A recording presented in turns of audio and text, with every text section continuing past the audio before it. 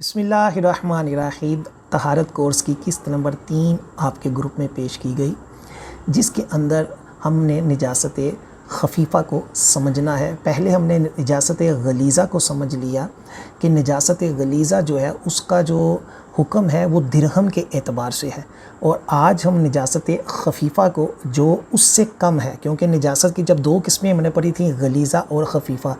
غلیظہ اس کو کہتے ہیں جو بڑی نجاست ہو، جس کا حکم سخت ہو، اور خفیفہ اس کو کہتے ہیں جو چھوٹی نجاست ہو اور اس کا حکم جو ہے وہ کم درجے کا ہے۔ تو نجاست خفیفہ کا یہ حکم ہے کہ کپڑے یا بدن کے جس عضو پر لگی، جس حصے پر لگی، اس کے چوتھائی سے کم ہو۔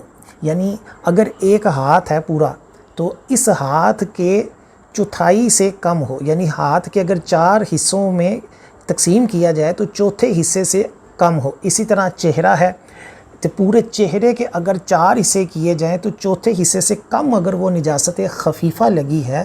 اسی طرح کپڑے ہیں کہ ہر کپڑے کے ایک، جیسے قمیض ہے، اس کے کئی حصے ہوتے ہیں، دامن الگ ہوتا ہے، اس کا دیگر شلوار کا حصہ الگ ہوتا ہے، اس کے بازو الگ ہوتے ہیں، تو ان کے حصوں کو الگ الگ کیا جائے گا۔ تو ہر حصے کا چوتھا حصہ اگر جو ہے وہ ناپاک ہو جائے تو اس صورت میں جو ہے اس کا حکم جو ہوتا ہے وہ کم ہوتا ہے، اس کے اوپر نماز ہو جاتی ہے۔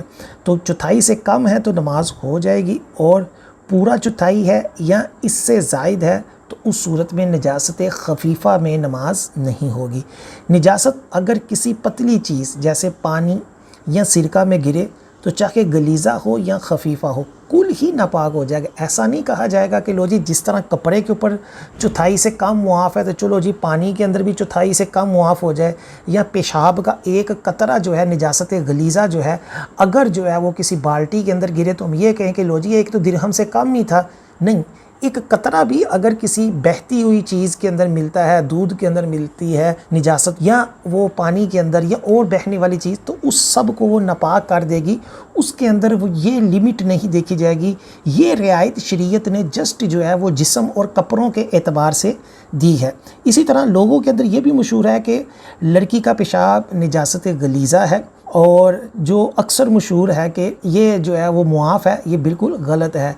دودھ پیتے لڑکے یا لڑکی دونوں کا پیشاب نجاست غلیظہ ہے، یعنی سخت نجاست والا ہے، درہم کے اعتبار سے اس کا حکم ہوگا۔ وہ نجاست خفیفہ بھی نہیں یا بالکل ہی وہ معاف ہو جائے، ایسا بھی نہیں۔ یہ لوگوں کو غلط فہمی ہے۔